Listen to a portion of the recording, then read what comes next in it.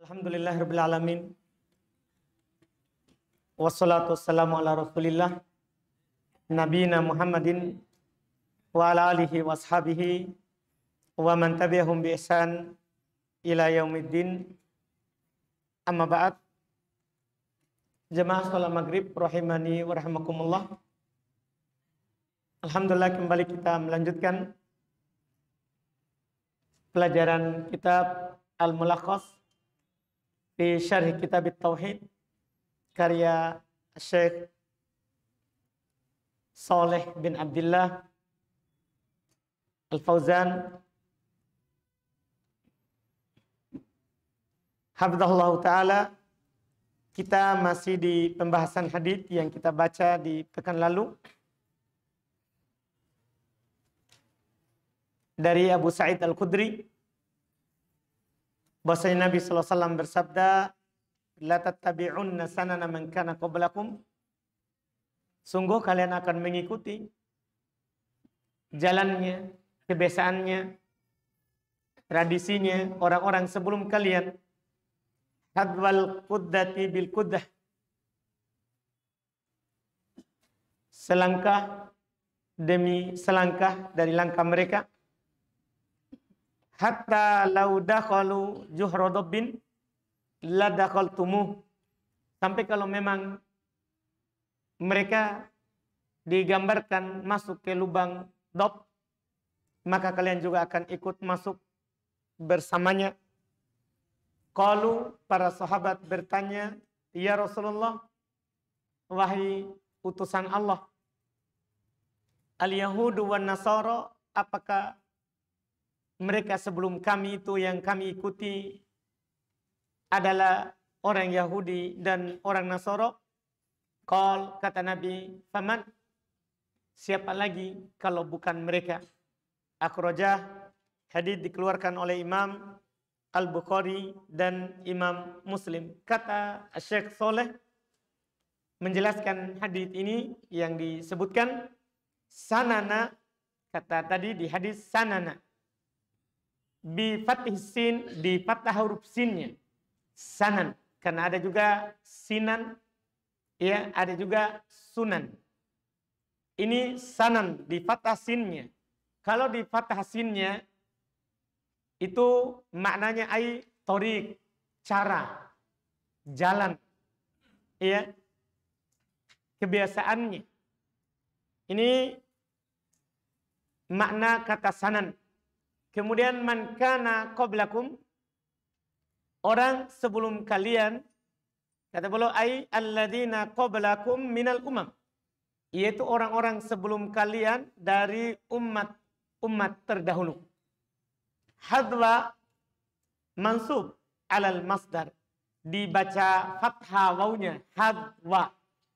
Itu katanya dinasab sebagai masdar, maf'ul mutlak dalam istilah nahwu dalam bahasa Arab. Ai maknanya adalah tahduna hadwahum. Mereka, kalian mengikuti langkah mereka. Mengikuti langkah mereka. Al-quddah, kemudian ada tadi di dalam hadis hadwal quddah. Kalau al-quddah bidhammil qaf, di dhammah huruf qafnya ku, quddah. Ini kata Syekh Saleh wahidatul qudat. Ini adalah kata tunggal dari kata al-qudat. Wahya, dia maknanya risus saham, bulu yang ada di anak panah. Walahu quddatan, dan bulu yang ada di anak panah itu ada dua sisi. Ada dua sisi. Mutasawiyatani, yang sama. Kiri dan kanannya, atau atas dan bawahnya. Kemudian kalimat di hadits hatta lau dakhalu juhra dabbin, sampai kalau mereka masuk ke lubang dob, ai, kata Syekh Saleh, lau tusawwira dukhulahum fihi ma'adikihim. Kalau seandainya digambarkan masuknya mereka dalam lubang dob, padahal bersamaan dengan itu kecilnya itu lubang dob. Tapi seandainya itu terjadi, Ya, la dakaltumu ay li syiddati sulukikum tariqa man kana qablakum. Karena kerasnya taklid kalian terhadap jalan-jalannya orang sebelum kalian. Jadi walaupun dia masuk ke lubang kecil, kalian juga akan ikut. Karena ya taklidnya kalian terhadap mereka. Qalu, kemudian ada dalam lafaz hadis tadi, para sahabat bertanya, "Ya Rasulullah, al-Yahud wan Nasara?" Apakah itu orang Yahudi dan Nasara? Ai ahumul Yahud? Kata Syekh Shalih Al-Fauzan, apakah mereka itu orang Yahudi, pengikutnya Nabi Musa, wan Nasara dan Nasara, pengikutnya Nabi Isa, alladzina nattabi'u sunanahum, yang kami akan mengikuti jalan-jalan mereka, tradisi, kebiasaan dari kebiasaan mereka, atau ta'nil Yahud wan Nasara, atau kata pendeknya, apakah yang kamu maksudkan wahai Rasulullah adalah Yahudi dan Nasara? Qala, kata Nabi, faman. Kata Syekh, istifhamun ingkari. Ini Nabi seperti bertanya tapi mengingkari. Artinya, iya, siapa lagi kalau bukan mereka? Iya, bukan bertanya karena tidak tahu, tapi ini mengingkari. Kalau bukan mereka, siapa lagi? Kenapa kalian bertanya itu? Faman hum ghairu haula? Siapa lagi mereka itu selain Yahudi Nasara? Kata beliau, akhraja ay al-Bukhari wa Muslim, dikeluarkan oleh keduanya, maksudnya Bukhari dan Muslim. Wa hadza lafdhu Muslim. Hadis ini yang dibawakan oleh penulis, lafaz dari Imam Muslim dalam sahihnya. Nah, sekarang datang makna global dari hadis ini. Kata beliau, al-ma'na al-ijmali lil hadis, makna global dari hadis yang dibawakan ini, yukhbiru sallallahu alaihi wasallam khabaron, Nabi kita sallallahu alaihi wasallam mengabarkan, memberitakan sebuah berita. Maknahu, tapi tujuan dari berita ini bukan supaya kita ikuti. Makna dari berita ini adalah an-nahyu amma sayatadammanuhu hadzal khabar. Maknanya adalah larangan untuk kita umat Islam terhadap apa yang terkandung dalam hadis ini. Artinya memang Nabi katakan, kalian akan mengikuti kebiasaan orang sebelum kalian. Ini pernyataan, ini adalah larangan. Karena ini Nabi katakan adalah dalam bentuk celaan, bukan dalam bentuk penetapan, pengakuan atau mendukung serta membenarkan. Tapi ini bentuk celaan terhadap orang yang ikut kebiasaan dan tradisinya orang sebelum mereka. Jadi terkandung di dalam berita ini larangan kita untuk kita. Anna ummatahu la tada'u syai'an mimma kana yaf'aluhu al-yahud wan nasara illa fa'alathu kullah. Bahwa umatnya beliau, umat Nabi Muhammad, tidak akan meninggalkan sedikit pun dari apa yang dilakukan oleh Yahudi dan Nasara kecuali mereka juga lakukan. Karena taklid. Iya. La tatruku minhu syai'an walau kana syai'an tafihan. Mereka tidak meninggalkan sesuatu pun walaupun sesuatu itu adalah sesuatu yang rendah. Iya. Kita paham itu hina, itu kerendahan. Tapi ada saja dari umat ini yang mengikutinya. Apakah karena syahwat, pengen seperti mereka, atau bisa juga karena syubhat. Syubhat ada pemikiran yang merasukinya dari pemikiran-pemikiran yang tidak sesuai dengan apa yang Nabi ajarkan, maka mereka juga ikut apa yang mereka lakukan. Wa yu'akkidu hadzal khabar, dan Nabi SAW menguatkan berita ini bi'anwa'in minat ta'kidat, dengan banyak penguat. Akan menunjukkan betul-betul bahwa akan ada orang yang tertipu dan terfitnah dengan jalannya orang sebelum mereka. Yaitu penguatnya adalah wahyu lam yang di awal hadis. Nabi katakan la tattabi'unna. Itu pengikut pertama, adanya lam. Itu lam tidak datang percuma. Kata beliau al-muti'ati lil qasam. Itu sebenarnya lam itu menunjukkan sebelumnya ada sumpah dari Nabi, cuman beliau hilangkan. Ya kalau kita munculkan Nabi bersumpah, wallahi demi Allah, la tattabi'unna sanana man kana qablakum. Kalian akan mengikuti kebiasaannya orang sebelum kalian. Jadi Nabi bersumpah. Itu penguat pertama. Wa nunut taukid. Kita lihat di ujung ada nun yang bertasdid. La tattabi'unna. Itu juga untuk menguatkan bahwa ini nyata akan terjadi. Iya. Wawasfu musyabahatihim. Dan Nabi juga mensifati bagaimana umatnya itu menyerupai mereka. Bi annaka musyabahati qudratis saham lil qudratil ukhra. Saking persisnya ini, bahasanya umatnya akan menyerupai orang sebelum mereka. Seperti diperumpamakan dengan bulu yang ada di panah, busur panah itu, dengan bulunya yang di sisi yang lain. Tsumma wasafaha bima huwa adaqu fit tashabbuhi bihim. Setelah itu juga Nabi SAW mensifati bahwa akan ada umatnya yang akan mengikuti mereka dengan sesuatu yang lebih rinci lagi. Bahaya itu dari sisi lau fa'alu syai'an tafihan goriban. Kalau umat sebelum mereka melakukan sesuatu yang rendah, aneh. Sebenarnya ini secara akal fitrah yang sehat, dia tidak bisa menerimanya. Ini kadang perkara ini hanya perbuatan binatang saja. Tapi mereka akan mengikutinya. Mereka akan mengikutinya. Lakana fi hadhil ummah man yaf'aluhu tashabbuhan bihim. Akan ada di tengah umat ini yang melakukannya karena menyerupai mereka. Sesuatu aib di tengah kita sebagai orang muslim.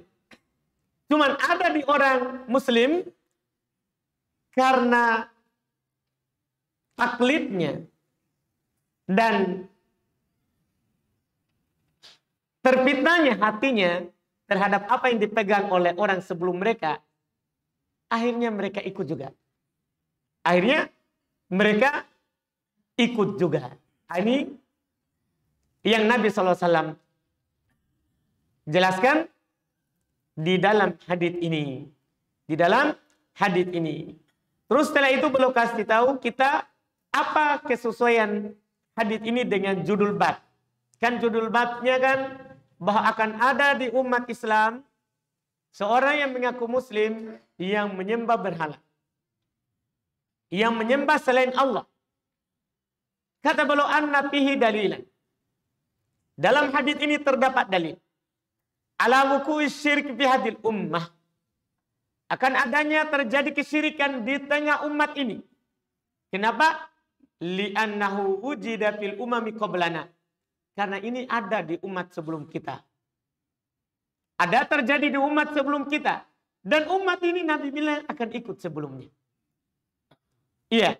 Wa yakunu fi hadil ummah man yaf'aluhu ittiba'an lahum. Dan akan ada di umat ini orang yang melakukannya karena mengikuti mereka. Karena mengikuti mereka. Ini kita berbicara tentang apa yang Nabi katakan. Ini kan Nabi kita SAW beliau berucap, tentunya kita pahami bersama dan bahkan kita yakini bersama. Semua yang diucapkan oleh Nabi kita adalah wahyu. Dari yang maha mengetahui perkara gaib. Yang maha mengetahui dunia ini dari awal sampai akhir. Dia tahu apa yang akan terjadi sebelum terjadinya. Dan bagaimana terjadinya. Ini yang mengabarkannya. Iya. Maka yustafadu minal hadith. Diambil faedah dari hadith ini. yang Nabi sampaikan ini adalah buku syirk fi hadil ummah. Akan terjadinya kesyirikan di tengah umat ini. Taklidan liman sabaqoha minal umam. Karena taklid ya terhadap orang yang telah lewat dari umat-umat sebelumnya. Sekaligus juga faedah kedua, alamun min alami nubuwatihi. Ini hadis terdapat tanda dari tanda kenabian Nabi kita Muhammad SAW. Bahwasanya beliau bukanlah orang gila yang mengaku sebagai seorang nabi seperti yang dituduhkan oleh orang musyrik. Beliau bukanlah tukang sihir yang meramal kejadian yang akan terjadi karena beliau kabarkan yang akan datang. Beliau sudah katakan padahal itu belum terjadi. Dan beliau tahu apa yang telah lewat sehingga orang-orang musyrikin Makkah menuduhnya sebagai sahir, tukang sihir. Enggak. Ini malah menunjukkan bahwa beliau adalah Nabi Allah. Karena beliau sendiri tidak bisa menulis, tidak bisa membaca. Nabi kita Muhammad SAW. Tapi bersamaan dengan itu, beliau tahu ya dan beliau ceritakan apa yang telah lewat. Berarti ini menunjukkan turun wahyu kepadanya. Dan beliau juga menceritakan apa yang akan terjadi. Ini juga menunjukkan tanda bahasanya beliau adalah Nabi Allah. Kata beliau, haitu akbaru bidzalik. Dari sisi bahwa Nabi mengabarkan hal ini. Bahwa akan ada di umat ini, Nabi berbicara sudah ya lebih dari 1000 tahun yang lalu. Ya kan? Ini 1444 Hijriah. Berarti kita dari zaman kenabian sudah ya hampir ya 15 abad yang lalu. Iya. Ini Nabi kabarkan. Nabi kabarkan sebelum terjadinya fawaqo akama akhbaru. Maka itu pun terjadi sebagaimana yang Nabi beritakan. Kita bisa melihat benarnya ini yang dikatakan oleh Nabi. Bahwa ada dari umat Islam melakukan ritual-ritual yang sama dengan yang dilakukan oleh orang kafir. Apakah itu dari kalangan Yahudi, Nasara, musyrik, ya ada yang melakukannya. Ini menunjukkan bahwa Nabi kita ini adalah Nabi yang merupakan pilihan Allah Subhanahu wa Ta'ala untuk kita. Dengan mengetahui ini, benarnya apa yang dikabarkan dan terjadinya apa yang beliau kabarkan, itu menambah keyakinan kita bahwa ini bukanlah orang gila, bukanlah tukang sihir, bukan. Tapi ini adalah kepercayaan yang di atas langit. Seperti yang Nabi SAW katakan, ana aminun man fis sama. Saya ini, kata Nabi, adalah kepercayaan yang berada di atas langit. Itu Allah Subhanahu wa Ta'ala turun wahyu kepadanya. Dan semua yang beliau ucapkan adalah merupakan wahyu. Karena Allah berfirman, wa ma yantiqu 'anil hawa. Tidaklah dia Nabi Muhammad SAW itu berucap dari hawa nafsunya. Tidak. In huwa illa wahyun yuha. Tidak lain itu adalah wahyu yang diwahyukan. Semua yang beliau ucapkan itulah wahyu. Itulah wahyu. Ini yang disebutkan oleh Allah Subhanahu wa Ta'ala di dalam Al-Quran. Kemudian faedah ketiga dari hadits ini, kata beliau, at-tahdziru min musyabahatil kufar.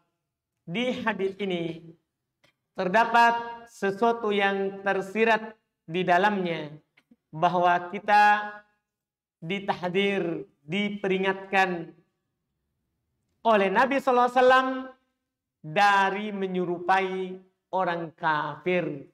Karena itu membuat kita keluar dari agama kita sendiri, agama Islam. Iya, agama kita adalah agama yang tidak butuh lagi agama sebelumnya. Bahkan tidak butuh lagi tambahan setelahnya. Semuanya sudah cukup. Semuanya sudah sempurna. Kata Nabi, kata Allah Subhanahu wa Ta'ala di dalam Al-Quran, al-yawma akmaltu lakum dinakum. wa atmamtu 'alaikum ni'mati wa raditu lakumul Islam madina. Pada hari ini saya telah sempurnakan agama kalian untuk kalian. Saya telah cukupkan, kata Allah, nikmatku atas kalian. Dan saya telah ridho Islam sebagai agama kalian. Siapa yang mencari agama selain Islam, maka tidak akan diterima darinya sedikit pun. Dan di akhirat, dia akan menjadi orang yang merugi. Kata Allah Subhanahu wa taala, "Wa may yabtaghi ghairal islami dinan fala yuqbala min wa huwa fil akhirati laminal khasirin." Siapa yang mencari selain Islam sebagai agama, maka tidak akan diterima darinya. Kita cukup. Harus kita merasa cukup dengan Islam.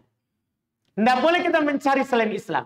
Karena kapan kita mencari selain Islam sebagai hal yang kita amalkan atau kita yakini, maka Allah tidak akan menerima dari kita. Dan di akhirat kita akan termasuk dari orang-orang yang merugi. Allah yang katakan. Allah Subhanahu wa taala yang mengatakannya. Dan apapun yang kita lakukan, kalau itu tidak pernah diajarkan oleh Nabi, maka percuma. Semuanya ditolak. Yang mengatakannya adalah Nabi kita Muhammad SAW yang semua kita mengaku pengikutnya. Kata Nabi SAW, "Man amila amalan." Dalam hadits Aisyah, "Man amila amalan laisa alaihi amruna fahuwa raddun." Siapapun yang melakukan sebuah amalan tidak di atas tuntunan kami. Tidak ada dalam Quran yang Nabi sampaikan. Tidak ada dalam hadis yang Nabi sebutkan. Fahuwa raddun, maka dia ditolak. Maka dia ditolak. Semuanya, apapun itu, walaupun ikhlas. Walaupun kita mengatakan bahwa ini saya lakukan murni mau mengharapkan wajah Allah. Tapi kalau tidak pernah Nabi tuntunkan, tidak akan diterima. Ia mengatakannya, Nabi kita Muhammad SAW. Memang amalan tergantung niat. Tergantung niat. Karena Nabi SAW bersabda, "Innamal amalu bin niyah. Wa innamal likulli imri'in ma nawa." Sungguh amalan itu tergantung pada niatnya. Dan setiap orang hanya akan mendapatkan apa yang dia niatkan. Itu syarat pertama. Tapi butuh syarat lain. Tidak cukup ikhlas. Ada syarat lain lagi. Yaitu pernah diajarkan oleh Nabi SAW. Bukan kita lakukan karena menyerupai orang sebelum kita. Bukan pula kita lakukan karena itu adat, kebiasaan nenek moyang kita. Tapi kita lakukan ikhlas karena Allah, karena kita menyerupai Nabi kita Muhammad SAW. Karena kita menyerupai Nabi Muhammad SAW. Karena murni mengikuti. Murni mengikuti Nabi Sallallahu Alaihi Wasallam.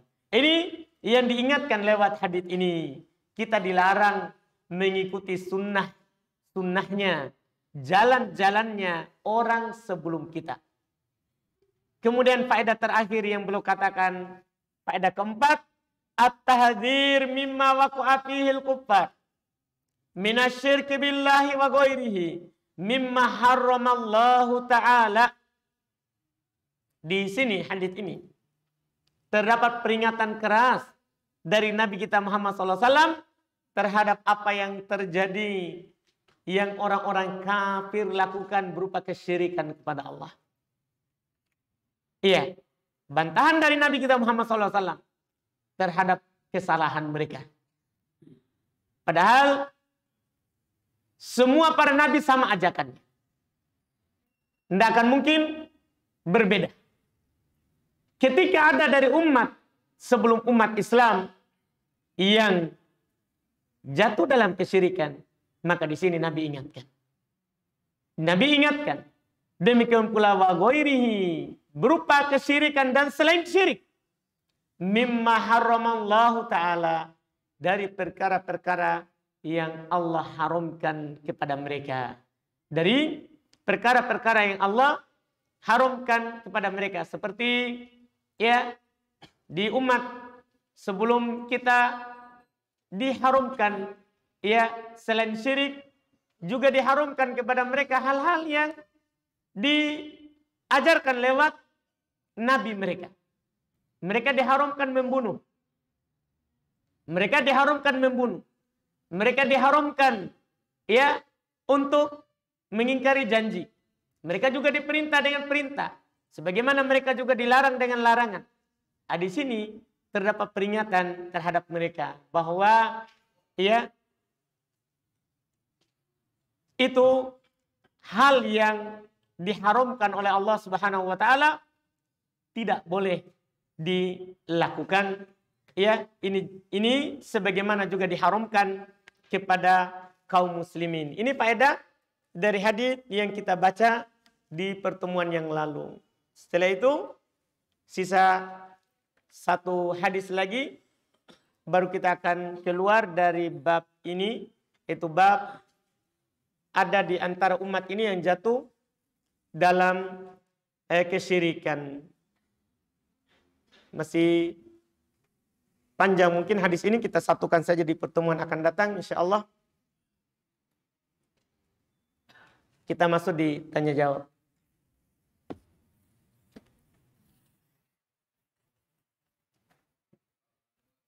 Silakan Pak, silakan.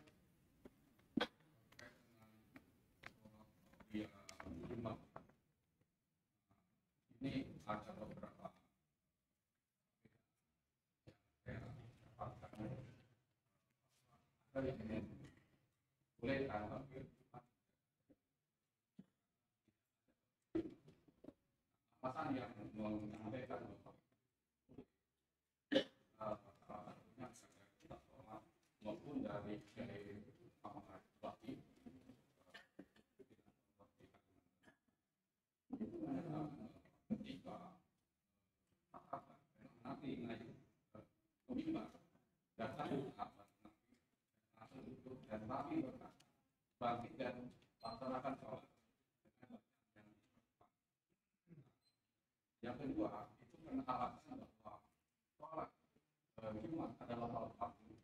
Nah, dalam dua tidak ada ibadah. Maka ada sholat sunnah yang mengikuti sholat fardu itu.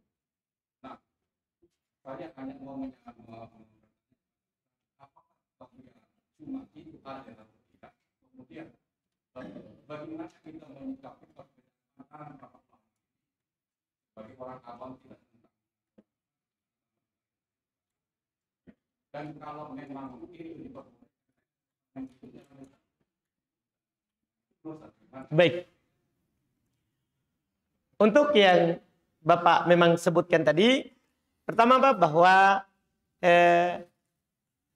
dari pandangan yang ada, jadi mereka mengatakan ada sholat sunnah qobliyah Jumat karena disamakan dengan qobliyah zuhur.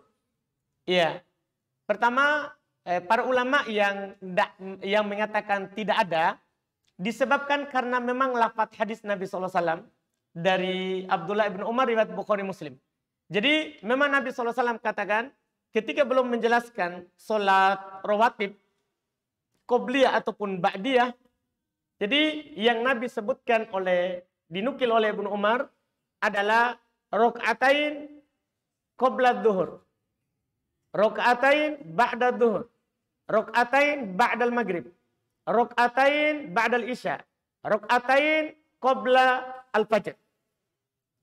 Ketika Nabi menyebutkan, Pak, belum sebutkan solat wajibnya. Jadi Nabi bilang 2 rakaat sebelum zuhur. Jadi disebutkan kata zuhur, Pak. Disebutkan kata zuhur. Dari sini kata para ulama, berarti hanya zuhur saja. Karena Nabi sebutkan namanya. Dan Nabi tidak sebutkan di sini rakaatain qabla al-Jum'ah. Padahal di hadis lain, Nabi sebutkan bahwa rakaatain ba'dal Jum'ah. 2 rakaat setelah Jumat fil bait, di rumah. Jadi dari sini Pak. Jadi ketika duhur, belum sebutkan 2 rakaat sebelumnya, 2 rakaat setelahnya. Tapi ketika Jumat hanya disebutkan 2 rakaat setelahnya. Di rumah. Dari sini para ulama mengatakan berarti tidak ada 2 rakaat sebelum Jumat. Karena saat Nabi sebutkan tidak ada namanya. Dan kaidahnya Pak, tidak boleh mengakhirkan penjelasan saat orang mau butuh mendengarkannya. Nabi tidak sebutkan. Ini alasan yang mengatakan tidak ada. Sementara yang mengatakan ada, seperti dalil yang kita sebutkan tadi. Mereka sebutkan karena dikiaskan dengan zuhur. Tapi dibantah Pak oleh mayoritas ulama. Tidak boleh kias kalau dalam masalah ibadah. Kias itu di muamalah. Di masalah jual beli. Kalau di ibadah tidak boleh kita kiaskan. Karena kalau kita kiaskan berarti banyak nanti ibadah yang bisa dimunculkan. Dengan dalil bahwa kita kiaskan. Kita samakan. Kita samakan. Oleh karena itu pintu ini tidak dibuka di bab ibadah. Karena kaidahnya Pak dalam seluruh mazhab. Syafi'i, Hambali, Maliki, Hanafi. Semuanya punya kaidah bahwa al-ibadatu tauqifiyah. Ibadah itu adalah tauqifiyah. Kita wajib berhenti di atas dalil. Bahkan orang-orang Hanafiyah yang mengamalkan kias tidak melakukan kias di ibadah. Tidak melakukan kias di ibadah. Itu Pak. Jadi dibantah yang tadi. Tidak bisa dikiaskan. Kemudian yang dalil mereka tadi yang juga kita sebutkan bahwa pernah ada sahabat yang datang. Dia langsung duduk. Dan itu kejadiannya di masa Nabi juga di masa Umar. Utsman ibn Affan. Jadi dia datang di Jumat, langsung duduk. Iya, ditanya, apa kamu sudah sholat 2 rakaat? Belum. Langsung kata Nabi, Umar juga berkata di Utsman, bangkit, sholat 2 rakaat. Sholat 2 rakaat. Dengan dalil ini berarti ada qobliyah Jumat. Kata para ulama, tidak. Ini bukan qobliyah Jumat. Ini tahiyat masjid. Karena di hadis lain Nabi SAW katakan di Bukhari Muslim, idza dakhala ahadukumul masjida fala yajlis hatta yarka rakaatain. Di hadis lain Nabi bilang, apabila salah seorang dari kalian masuk masjid, jangan duduk sampai dia sholat 2 rakaat. Ini yang kita bawa ke situ Pak. Bahkan dalam sebagian riwayat hadis, kamu telah tahiyat masjid. Seperti itu Pak. Jadi itu yang dijawabkan oleh mayoritas ulama. Itu bukan 2 rakaat sebelum Jumat. Tapi itu tahiyat masjid. Itu yang dimaksud Pak. Maka dari 2 pendapat tadi itu sudah ada perdebatan di sekaligus tadi di dalam. Maka kita katakan bahwa tidak ada qobliyah rawatibnya sebelum Jumat. Yang ada itu adalah sholat sunnah mutlak. Sholat sunnah mutlak. Artinya berupa tahiyat masjid atau sholat sunnah biasa yang mutlak, bukan qobliyah. Bukan qobliyah. Karena yang sahih dari Nabi SAW adalah boleh diperbanyak sholat sebelum naik khotib.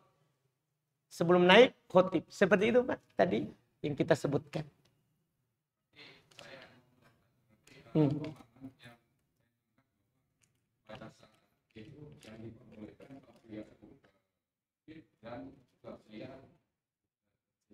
Baik. Tahiyat masjid, Pak. Iya. Jumatnya. Iya, Jumatnya Pak, tidak ada perintah khusus. Tidak ada anjuran khusus. Karena Nabi cuma menyebutkan nama zuhur saja. Seperti itu. Masih ada Pak? Berarti tidak jadi lanjutannya. Baik Pak. Alhamdulillah. Silakan Pak.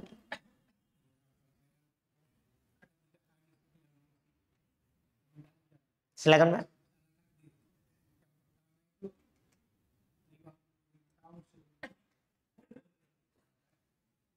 Kita di surga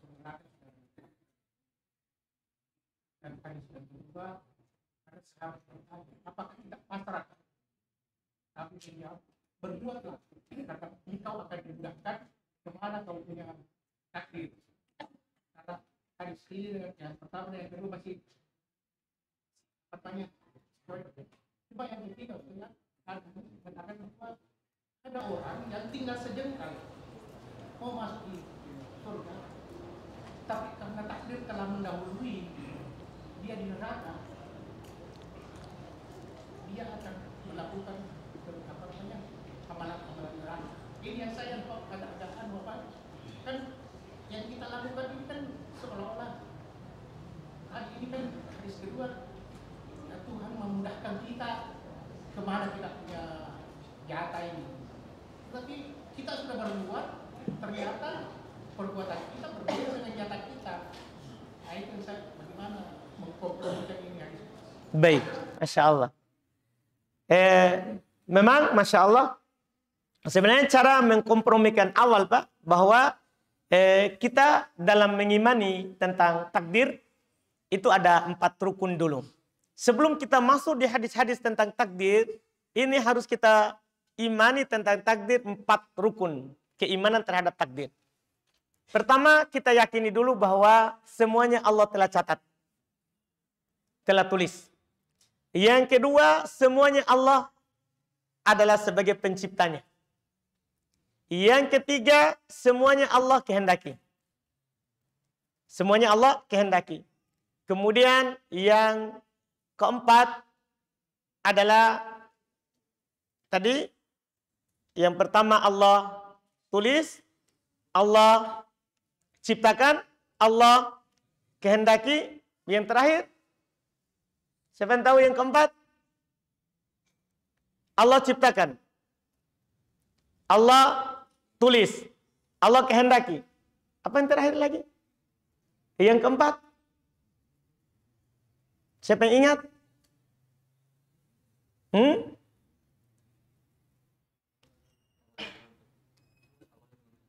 Allah yang pertama penulisan, yang kedua penciptaan, ketiga kehendak, keempat kenapa tiba-tiba hilang? Hafalan mantap Pak. Allah ketahui. Iya, semuanya Allah tahu, semuanya Allah kehendaki, semuanya Allah yang ciptakan, ya, semuanya Allah yang tentukan. Kalau kita yakin ini, baru kita tadi pergi ke takdir. Pergi ke takdir. Hadis yang kita baca tadi. Yang pertama ada hadis bahwa Allah telah tentukan tempat duduk kita sebelum kita dicipta. 50.000 tahun sebelum diciptakan langit dan bumi. Berarti itu namanya sudah ditentukan. Sudah ditulis. Yang kedua hadisnya tadi beramal. Semuanya akan dimudahkan sesuai dengan takdirnya. Sesuai dengan takdirkan. Berarti Allah inginkan. Allah inginkan kita beramal. Yang ketiga ini yang masalah. Yang Bapak tadi beliau katakan. Sekarang ada orang sudah beramal. Tapi sedikit lagi dia masuk surga, ternyata takdirnya neraka. Takdirnya adalah neraka. Ini kenapa ini masalah? Pertama, Nabi SAW katakan bahwa innamal amal bil khawatim. Amalan itu Pak tergantung penutupnya. Amalan itu tergantung penutupnya. Berarti ini adalah dia ditetapkan sebagai penghuni neraka adalah karena memang dia tutup dengan amalan penghuni neraka. Amalan penghuni neraka. Cuman masalah kita, masa dia kan sudah beramal baik, kenapa ditutup dengan neraka? Itu Pak, bukan semata ya kita langsung pahami bahwa Allah dolim di sini karena Allah sendiri yang tetapkan kemudian Allah siksa. Enggak. Allah sudah ingatkan, jangan jatuh ke sini, tapi dia yang terfitnah. Dia sendiri yang berpaling. Kita kompromikan dengan ayat. Ini dia salah, dia masuk neraka karena dia yang berpaling Pak di akhir jalan. Falamma zagu, dia penyebabnya. Tatkala dia berpaling, azzagallahu qulubahum. Maka Allah palingkan hatinya. Jadi sebab dia akhirnya dia seperti itu, jadi penghuni neraka. Allah yang berkehendak, dia baik. dengan kehendak ya yang syariah namanya Pak. Dengan kehendak yang syariah. Tapi ternyata dia berpaling sendiri. Jadi dia berpaling sendiri dari kehendak yang syar'i itu, dia pilih jalan yang tidak baik. Karena kita ini musayyar, kita dijalankan oleh Allah, tapi kita sendiri sekaligus mukhayyar. Kita punya pilihan, Pak. Sudah turun Quran, sudah turun hadis dari Nabi SAW, kemudian kita pilih yang jalan tadi, maka kita menjadi penghuni neraka atas pilihan kita dan sudah tegak hujah. Sudah tegak hujah. Nah, sekarang juga Pak, untuk membuktikan ini ada sebenarnya ya percakapan antara Adam dan Nabi Musa. Persis dengan yang kita tanyakan juga. Jadi Nabi Musa menyalahkan Adam. Kenapa kamu makan pohon itu, akhirnya kami keluar dari surga. Sama juga dengan ini Pak. Ini kenapa ini? Kenapa tadi orang beramal tiba-tiba tidak baik? Iya, tidak baik. Maka kata Adam, itu kan sudah ditakdirkan oleh Allah. Sebelum diciptakan saya, bahkan diciptakan langit dan bumi. Waktu itu ketika Adam begitu, kalau sesuatu yang telah lewat, itu sudah qadarullah. Berdalil dengan yang telah lewat, Pak. Berdalil dengan yang telah lewat, itu takdir Allah. Tapi tidak boleh kita pastikan jalan tak yang akan datang. Jalan tak yang akan datang. Walaupun ini Pak, sebenarnya saya agak takut-takut kalau menjelaskan takdir secara pendek begini. Saya agak takut-takut sekali. Karena jangan sampai disalah pahami. Oleh karena itu Nabi SAW tidak membiarkan para sahabat untuk berdalam-dalam di situ. Untuk bersandar kepada takdir. Seperti yang kita sebut tadi hadisnya. Kan ketika Nabi menyampaikan semua sudah ditulis. Sahabat Pak ada yang mengatakan, kalau begitu kita tidak perlu beramal. Karena kan sama aja, kita beramal atau tidak. Kita pasti surga atau neraka. Kata enggak, beramal saja. Beramal saja.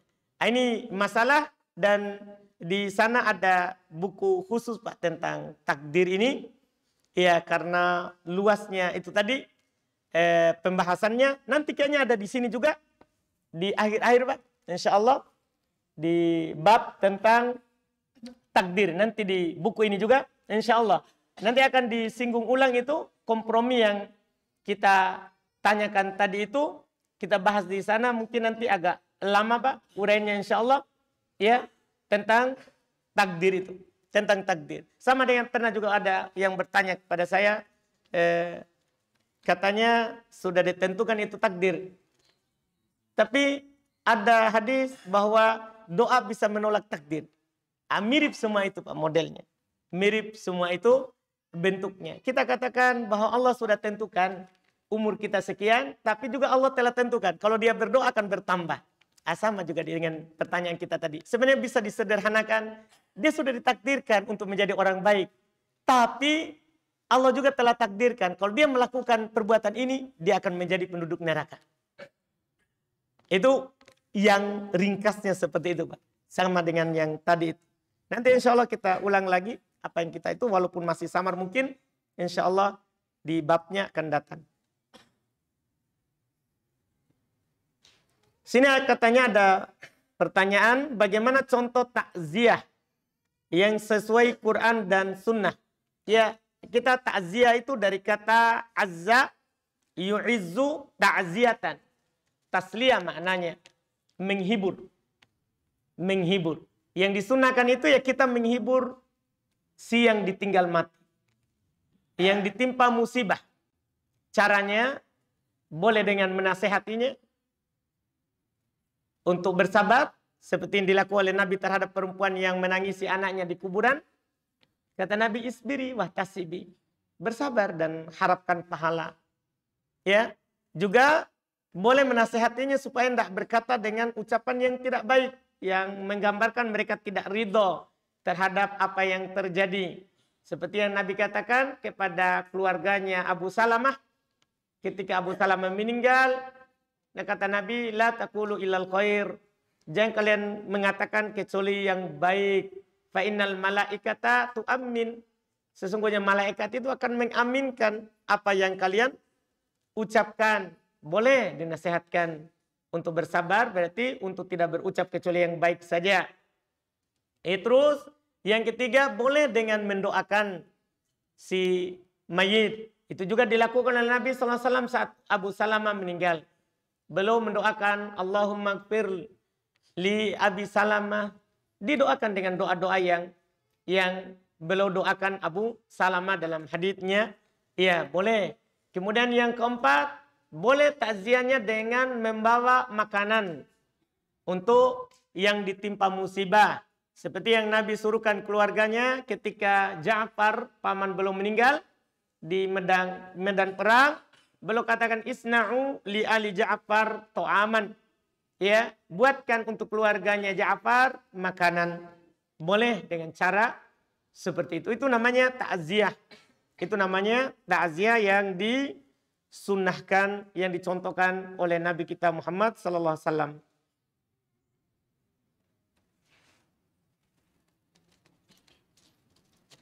Sebagian orang jika melihat orang memiliki banyak anak, lalu dia mengomentarinya dengan hal yang tidak mendukung. Apakah memiliki banyak anak adalah aib? Tidak. Iya. Tidak. Bahkan memiliki banyak anak itu dianjurkan oleh Nabi SAW. Ya, makanya Nabi SAW katakan, tazawwaju al-wadud wal-walud. Nikahi perempuan yang penyayang lagi memiliki ya kesuburan. Yang memiliki kesuburan. Ini sebab akan mendatangkan banyak nanti anaknya. Bahkan Nabi katakan, fa inni mukatsirun bikum. Saya akan berbangga-bangga dengan kalian nanti yang banyak ya di hari kiamat. Enggak, bukan celaan orang banyak anak, bahkan itu bagus. Bagus seorang memiliki banyak anak. Habis? Masa? Alhamdulillah. Sebanyak pertanyaan kertas? Iya. Tapi sudah habis waktunya, insya Allah. Kita lanjut di pertemuan akan datang lagi. Dengan melanjutkan nanti pembahasan, semoga bermanfaat. Semua yang benarnya itu semata dari Allah. Yang salahnya itu dari kami dan dari syaitan. Subhanaka wa bihamdik. Asyhadu an la ilaha illa anta astaghfiruka wa atubu ilaik. Assalamualaikum warahmatullahi wabarakatuh.